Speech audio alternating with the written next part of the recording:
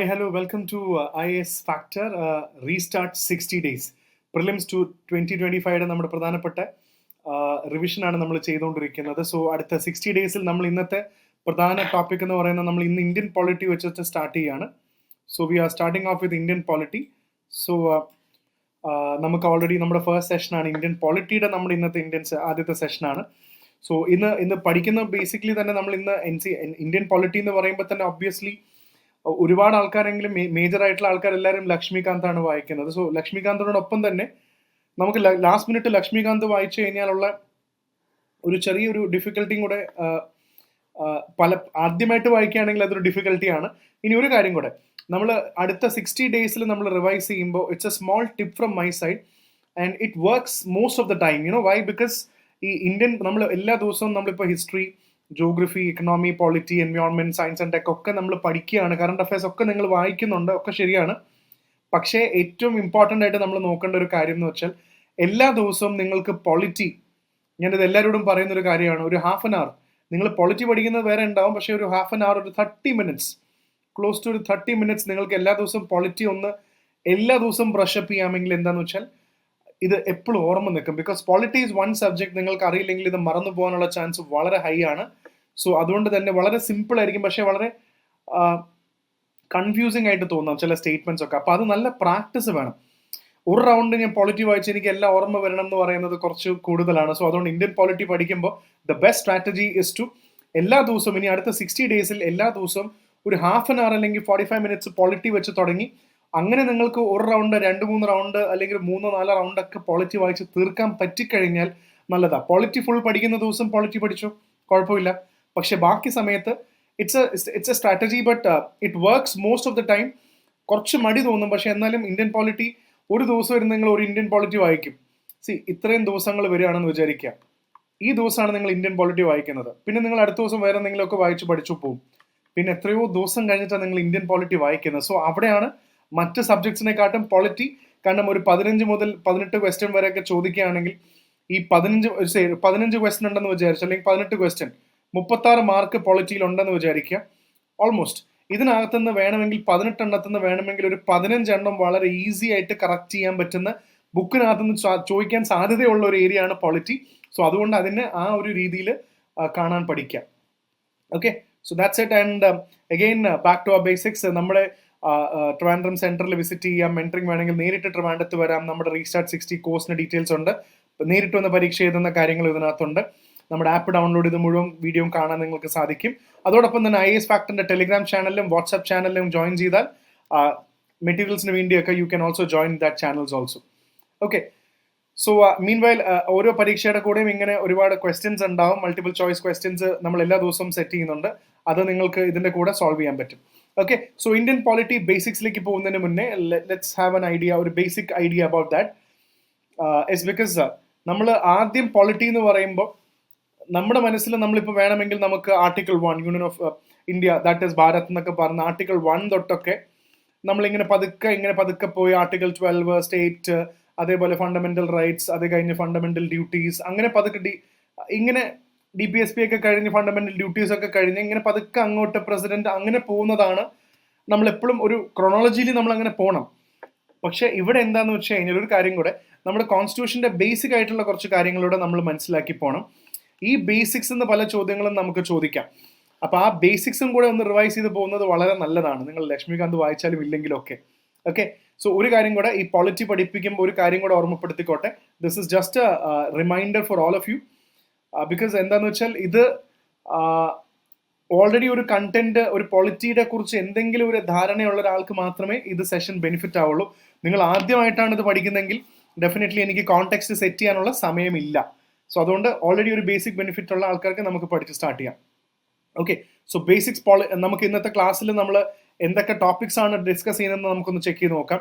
ഒന്ന്, നമ്മൾ കോൺസ്റ്റിറ്റ്യൂഷന്റെ ബാക്ക്ഗ്രൗണ്ടിൽ കംപ്ലീറ്റ് കണ്ടു. ഓരോ കാര്യങ്ങൾ നമ്മൾ കോൺസ്റ്റിറ്റ്യൂഷണലിസം എന്താണ് എന്നുള്ള കോൺസെപ്റ്റ് ഡിസ്കസ് ചെയ്യുന്നുണ്ട്. എന്താണ് ഈ കോൺസ്റ്റിറ്റ്യൂഷണലിസം എന്ന് പറയുന്ന കോൺസെപ്റ്റ്, പിന്നെ കോൺസ്റ്റിറ്റ്യൂഷന്റെ എവല്യൂഷൻ എന്താണ്, ഈ ആക്ടുകളുടെ ഒക്കെ ഡീറ്റെയിൽ കാര്യങ്ങളൊക്കെ ഉണ്ട്.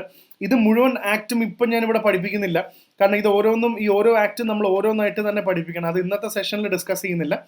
മറിച്ച് ഇതിൻ്റെയൊക്കെ ഇമ്പോർട്ടൻസ് എന്താണ്, അത് നമുക്കൊരു സെഷന് വേണ്ടി തന്നെ 60 days എന്ന് പറഞ്ഞാൽ ഒരു സെഷൻ നമുക്ക് ഈ ആക്ടുകൾ മാത്രം ഡിസ്കസ് ചെയ്യുന്ന ഒരു സെഷൻ നമുക്ക് കൊണ്ടുവരാം. പിന്നെ അതേപോലെ ബാക്കിയുള്ള അന്നത്തെ ക്യാബിനറ്റ് എങ്ങനെയായിരുന്നു ആ കാലഘട്ടത്തിലെ, അതിൽ ഓരോ പ്രധാനപ്പെട്ട ആൾക്കാരുടെ പേര്, ഡീറ്റെയിൽസ്, പിന്നെ കോൺസ്റ്റിറ്റ്യൂഷൻ മേക്ക് ചെയ്ത സമയത്ത് അതിന്റെ ഡീറ്റെയിൽസ് കാര്യങ്ങളൊക്കെ ഡിസ്കസ് ചെയ്യുന്നുണ്ട്. കോൺസ്റ്റിറ്റ്യൂന്റ് അസംബ്ലി എന്തിനാണ് ഉണ്ടാക്കിയത്, ഇതിന്റെ ബേസിക്സ് എന്തായിരുന്നു, why did we need A constituent assembly, ഇതിൽ ബാക്കി എന്തൊക്കെ കാര്യങ്ങൾ ഉണ്ടായിരുന്നു, അതിന്റെ മെമ്പേഴ്സും ആ കാലത്ത്, ഇതൊക്കെ പരീക്ഷയ്ക്ക് ചോദിക്കാം. അന്ന് വന്ന ഇലക്ഷന്റെ ഡീറ്റെയിൽസ്, അന്ന് എന്ത് പ്രോസസ്സിലാണ് ഇലക്ഷൻ നടത്തിയിരുന്നത്, ഡയറക്റ്റ് ഇലക്ഷൻ ആണ്, ഇൻഡയറക്റ്റ് ഇലക്ഷൻ ആണ്, ഇങ്ങനെയൊക്കെയാണ് UPSC പ്രിലിംസിന് ചോദ്യം ചോദിക്കുക. പ്രിൻസ്ലി സ്റ്റേറ്റ്സ് പങ്കെടുത്തിരുന്നു ആ ഇലക്ഷന്, അവരുടെ ഇമ്പാക്ട് എന്തായിരുന്നു, സോ റെപ്രസെന്റേഷൻ എങ്ങനെയായിരുന്നു, കോൺസ്റ്റിറ്റ്യൂഷൻ എങ്ങനെ വർക്ക് ചെയ്തു, objective resolution is very very important. ഇത് പലപ്പോഴും ചോദിച്ചിട്ടുണ്ടോ, എന്താണ് ഈ ഒബ്ജക്റ്റീവ് റെസൊല്യൂഷൻ എന്ന് പറയുന്നത്, അതിന്റെ മറ്റ് പ്രൊവിഷൻസ് എന്തൊക്കെയാണെന്നുള്ളത് നോക്കുക. മറ്റ് ആസ്പെക്ട്സ് റിലേറ്റീവ്, പിന്നെ കോൺസ്റ്റിറ്റ്യൂന്റ് അസംബ്ലിയിലെ പ്രധാനപ്പെട്ട കുറച്ച് ഡേറ്റുകളുണ്ട്. ക്രൊണോളജി ചോദിക്കുകയാണെങ്കിൽ ഇതിൽ ഏതാണ് ആദ്യം വന്നത്, ഫ്ലാഗ് ആണോ ആദ്യം വന്നത്, നാഷണൽ ആന്തം ആണോ, കോമൺവെൽത്തിലാണോ ഇന്ത്യ ആദ്യം മെമ്പർ ആയെന്ന് ചോദിച്ചാലൊക്കെ സ്റ്റേറ്റ്മെന്റ് ചോദിക്കാം. പ്രധാനപ്പെട്ട കോൺസ്റ്റിറ്റ്യൂന്റ് കമ്മിറ്റികളും കാര്യങ്ങളും എല്ലാം കാണാതെ പഠിക്കാതെ വളരെ പ്രധാനപ്പെട്ട കമ്മിറ്റികൾ ഏതാണെന്നുള്ളത് നമുക്ക് ഓരോരുത്തരെ കുറിച്ചിട്ടും മൈനർ കമ്മിറ്റി ഏതാണെന്ന് നോക്കാം. അതേപോലെ ഡ്രാഫ്റ്റിംഗ് കമ്മിറ്റി എന്തായിരുന്നു, എന്താണ് ഡ്രാഫ്റ്റിംഗ് കമ്മിറ്റി, എത്ര ദിവസം ഫംഗ്ഷൻ ചെയ്തു, ഇനാക്ട്മെന്റും എൻഫോഴ്സ്മെന്റും എന്താണ് അതിനകത്തും ഉണ്ടായിരുന്നത്, പ്രിവി കൗൺസിൽ ജൂറിസ്ഡിക്ഷൻ, എന്താണ് ഈ പ്രിവി കൗൺസിൽ ജൂറിസ്ഡിക്ഷൻ എന്ന് പറയുന്നത്, നമുക്ക് പിന്നീട് സുപ്രീം കോർട്ട് വന്നു. സോ എന്താണ് ഈ പ്രിവി കൗൺസിൽ, അല്ലെങ്കിൽ എന്താണ് അതെന്നുള്ള നമുക്കൊരു ക്ലാരിറ്റി ഉണ്ടാവണം. പിന്നെ സാലിൻ ഫീച്ചേഴ്സ് ആയിട്ട് എന്താണ് constitutional government, non constitutional, written constitution, unwritten constitution, types of government ഉണ്ട് ഇതിനകത്ത്. ഓരോന്നിന്റെ ഫീച്ചേഴ്സിന്റെ അനാലിസിസ് നമുക്ക് ഓരോന്ന് നോക്കണം, എന്താണ് ഇതിനകത്ത് പറഞ്ഞിരിക്കുന്നത് കംപ്ലീറ്റ്. പിന്നെ ഇന്ത്യൻ കോൺസ്റ്റിറ്റ്യൂഷന്റെ മേജർ ആയിട്ടുള്ള ഫീച്ചേഴ്സ് ഓഫ് ഇന്ത്യൻ കോൺസ്റ്റിറ്റ്യൂഷൻ. അപ്പൊ ഇങ്ങനെ മേജർ ആയിട്ടുള്ള കുറെ കാര്യങ്ങൾ ഇതിനകത്ത് ഡിസ്കസ് ചെയ്ത് പോകുന്നുണ്ട്. ഇതാണ് നമുക്ക് ഇന്നത്തെ സെഷനിൽ. ഇത് ബേസിക്സ് 1 ആണ്. കാരണം ഈ ബേസിക്സ് ഇല്ലാതെ നമ്മൾ വെറുതെ ചാടി ഫണ്ടമെന്റൽ റൈറ്റ്സിലേക്കൊക്കെ പോകുന്ന തെറ്റാണ്. പരീക്ഷയ്ക്ക് ഒരുപാട് ക്വസ്റ്റ്യൻസ് ഇതിനകത്തുനിന്നും ചോദിക്കാൻ സാധ്യതയുണ്ട്. So it's important that we start off with this process and ഓരോന്നായിട്ട് നമുക്ക് ഡിസ്കസ് ചെയ്ത് വരാം. Okay, so let's start immediately. നമുക്ക് ഓരോ കോൺസ്റ്റന്റ് ആയിട്ട് സ്റ്റാർട്ട് ചെയ്യാം. So moving on to Indian polity ബേസിക്സിൽ കണ്ടോ, ഇത്രയും historical background, making of the constitution, salient features. നമ്മൾ ഇന്ന് ഈ 3 കോൺസ്റ്റിറ്റ്യൂഷൻ ഫ്രെയിംവർക്ക് എന്ന് പറയുന്ന ഈ 3 മോഡ്യൂളിലെ മേജർ പോർഷൻസ് ആണ് നമ്മൾ ഡിസ്കസ് ചെയ്യുന്നത്. ഇതെല്ലാം ഓരോന്നായിട്ട് തന്നെ ഡിസ്കസ് ചെയ്യണം. ബിക്കോസ് പോളിറ്റി പഠിച്ചാൽ അത്രയും ബെനിഫിഷ്യൽ ആണ് എന്നുള്ളത് ഓർത്ത് വെക്കുക. സോ ഇത്രയും കാര്യങ്ങൾ നമുക്ക് ഡിസ്കസ് ചെയ്യാം. ഇനി അടുത്തത് moving on to the next important content is constitutionalism എന്നൊരു ബേസിക്. നമുക്ക് കോൺസ്റ്റിറ്റ്യൂഷനിസം എന്താണെന്നും കൂടെ. സോ കോൺസ്റ്റിറ്റ്യൂഷൻ എന്ന് പറയുന്നത് ലീഗൽ ഡോക്യുമെന്റ് തന്നെയാണ്. It's a fundamental of the country having a special sanctity. നമ്മുടെ രാജ്യത്തിന്റെ വളരെ സുപ്രീം ആയിട്ടുള്ള ഒരു ബുക്കാണ് കോൺസ്റ്റിറ്റ്യൂഷൻ. അതനുസരിച്ച് ലീഗൽ ഡോക്യുമെന്റ്, അതാണ് ഇന്ത്യയിൽ ഏറ്റവും ഫണ്ടമെന്റൽ. അത് കോൺസെപ്റ്റ് ബേസിക്കലി അറിയാം. കോൺസ്റ്റിറ്റ്യൂഷണലിസം എന്ന് പറഞ്ഞാൽ, നിങ്ങൾക്ക് മെയിൻസിനെ കുറിച്ചൊരു ചോദ്യം ആൻസർ എഴുതാൻ തന്നാലും പല ആസ്പിറൻസ്, നിങ്ങൾ തന്നെ ആലോചിച്ച് നോക്കുക, ഈ ചോദ്യം എഴുതാൻ എന്നെ കൊണ്ട് പറ്റുന്നുണ്ടോ, കോൺസ്റ്റിറ്റ്യൂഷണലിസം എങ്ങനെ എഴുതാൻ പറ്റുമെന്ന് എനിക്കറിയും. So simply you need to understand, നമുക്ക് ഇവിടെ ഒരു കോൺസ്റ്റിറ്റ്യൂഷൻ ഉണ്ട്, ഒരു നിയമം, അല്ലെങ്കിൽ there is a law which is actually here, there is a law completely in existence. ഇവിടെ ഒരു ഗവൺമെന്റ് എന്ന് പറഞ്ഞ ഒരു സംവിധാനം ഓൾറെഡി എക്സിസ്റ്റ് ചെയ്യുന്നുണ്ട്. There is a government. So ചോദ്യം, ഈ ഗവൺമെന്റിന് തോന്നിയ പോലെ എക്സസൈസ് ചെയ്യാൻ പറ്റുമോ, ഗവൺമെന്റിന് തോന്നിയ പോലെ കാര്യങ്ങൾ നടപ്പിലാക്കാൻ പറ്റുമോ, അല്ലെങ്കിൽ can the government be on its own or do anything on its own like an authoritarian government? Can the government do that? No. എല്ലാത്തിനും ഒരു ചെക്കും ബാലൻസും ഉണ്ട്. അതുകൊണ്ട് കോൺസ്റ്റിറ്റ്യൂഷൻ എന്ന് പറയുന്ന ബുക്ക് വളരെ ഇമ്പോർട്ടൻ്റ് ആണ്. ഗവൺമെന്റിന് തോന്നിയ പോലെ ഒന്നും ചെയ്യാൻ പറ്റില്ല, because the power is limited. The power of the government is limited. അത് ഓർത്ത് വെക്കുക. Government must follow rules and those rules are written in the constitution. അതാണ് കോൺസ്റ്റിറ്റ്യൂഷനും ഗവൺമെന്റും തമ്മിലുള്ള റിലേഷൻ പറഞ്ഞു തന്നത്. പിന്നെ obviously it means that no one is above the law, not even the prime minister or president is above the law. It limits a vaak orthu vechul limits. It limits the power of the government. It protects the right of the freedom of the people. So all the actions of the government are basically legal and justified. So adana legal and justified aanennu parayunnathaanu the most important aspect of that. So next is നിങ്ങൾ എന്താണ് അടുത്ത aspect എന്ന് നമുക്കൊന്ന് check ചെയ്ത് നോക്കാം.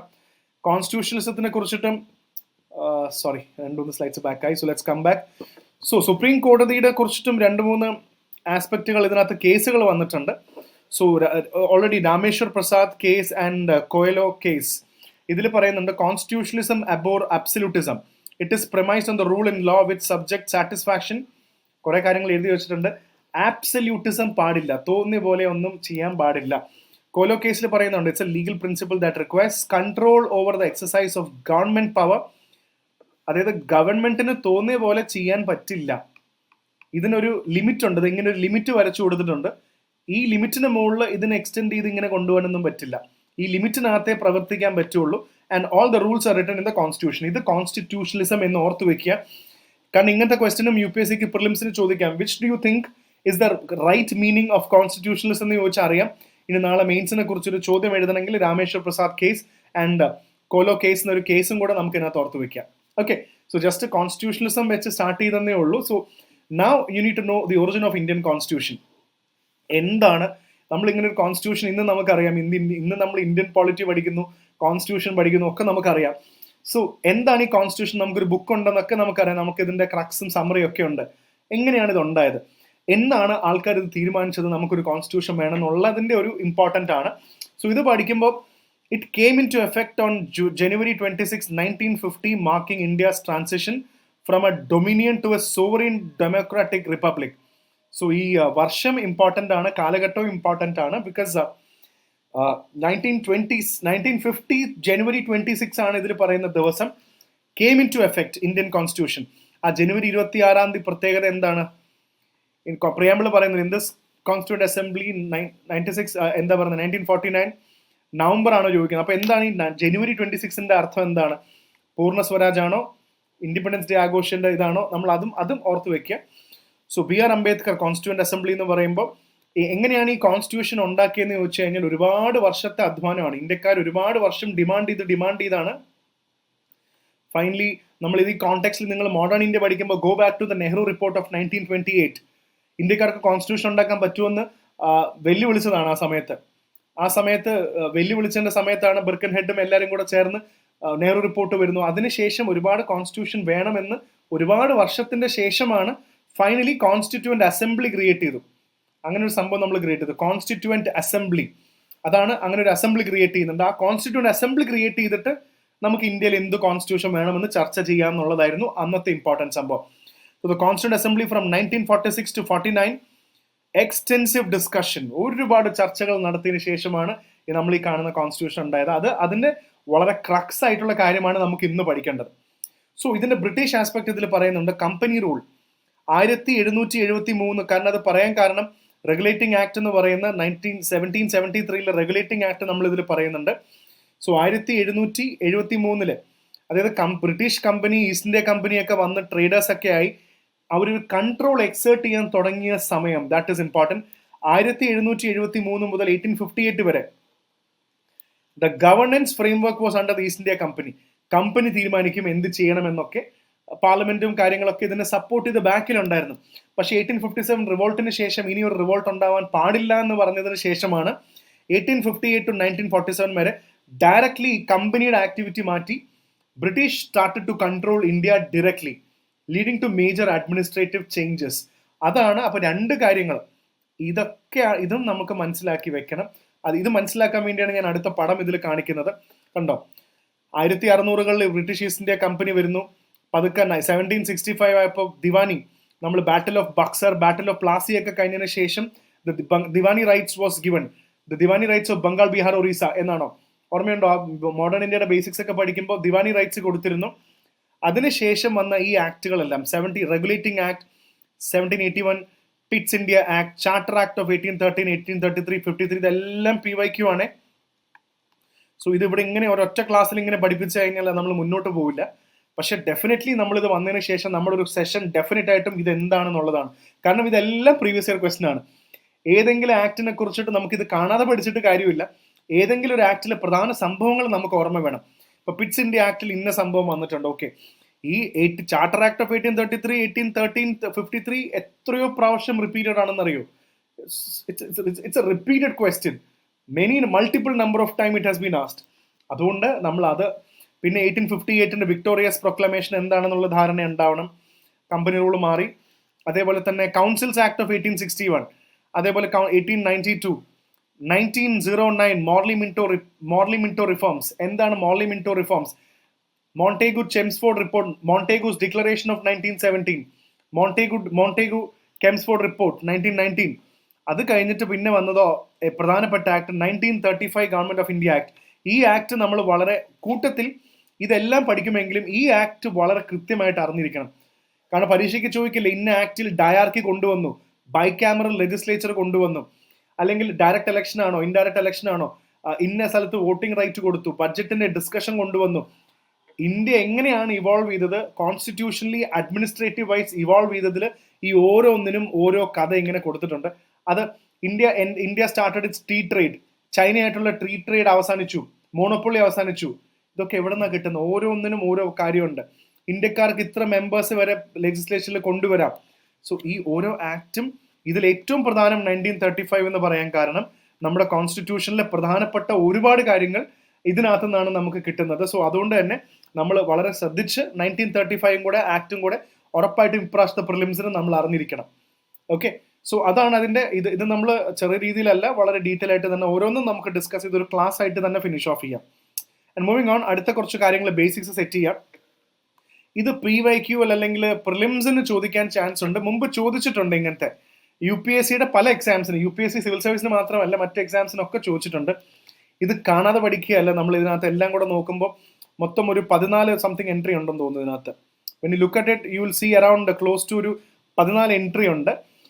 ഇതിൽ നമുക്കറിയാം Jawaharlal Nehru obviously was the prime minister of India. ഇതിൽ നമുക്ക് അറിയുന്ന സാധാരണക്കാരൻ അറിയുന്ന ജവഹർലാൽ നെഹ്റു പ്രൈം മിനിസ്റ്റർ ആയിരുന്നു, സർദാർ വല്ലഭായ് പട്ടേൽ ഹോം മിനിസ്റ്റർ ആയിരുന്നു, രാജേന്ദ്ര പ്രസാദ് മിനിസ്റ്റർ ആയിരുന്നു നമുക്കറിയില്ല, മൗലാന അബുൽ കലാം ആസാദ് എഡ്യൂക്കേഷൻ ആണെന്ന് കേട്ടിട്ടുണ്ട്. അടുത്തത് ഷൺമുഖം ചെട്ടി, കുറച്ചും കൂടെ നിങ്ങൾക്ക് അറിയാമെങ്കിൽ ഫിനാൻസ് മിനിസ്റ്റർ ആണെന്ന് അറിയാം. സാധാരണക്കാരന്റെ ഒരു ആസ്പെക്റ്റിൽ ഇത്രയൊക്കെ നമുക്ക് അറിയുള്ളൂ. പക്ഷേ നമുക്ക് പരീക്ഷയ്ക്ക് മാച്ച് ദ ഫോളോയിങ് ഒക്കെ ചോദിച്ചു, which of the following are correctly match the first cabinet after independence എന്ന് ചോദിച്ചു കഴിഞ്ഞാൽ നമ്മളിത് ഞെട്ടിയിട്ട് കാര്യമില്ല, ആശ്ചര്യം ഭയങ്കര അമ്യൂസിങ് ആയല്ലോ എന്ന് വിചാരിച്ചിട്ടൊന്നും കാര്യമൊന്നുമില്ല. നമുക്ക് പ്രൈം മിനിസ്റ്റർ അല്ലെന്ന് അറിയാം Jawaharlal Nehru, external affairs minister. നിങ്ങൾ ഇപ്പോഴത്തെ പോർട്ട്ഫോളിയോ മനസ്സിൽ വെച്ചാൽ മതി. ഇപ്പോഴത്തെ എക്സ്റ്റേണൽ അഫയേഴ്സ് മിനിസ്റ്റർ നമ്മൾ ജയശങ്കർ എന്നൊക്കെ പറയുന്ന പോലെ അന്ന് നെഹ്റു തന്നെയായിരുന്നു. കോമൺവെൽത്ത് റിലേഷൻസ് നെഹ്റു ആയിരുന്നു. സയന്റിഫിക് റിസർച്ച്, സയൻസ് റിലേറ്റഡ് സംഭവം നെഹ്റു തന്നെയായിരുന്നു. അപ്പോൾ നെഹ്റു സയൻസ്, എക്സ്റ്റേണൽ അഫയേഴ്സ് അങ്ങനെ ഓർത്ത് വെക്കുക.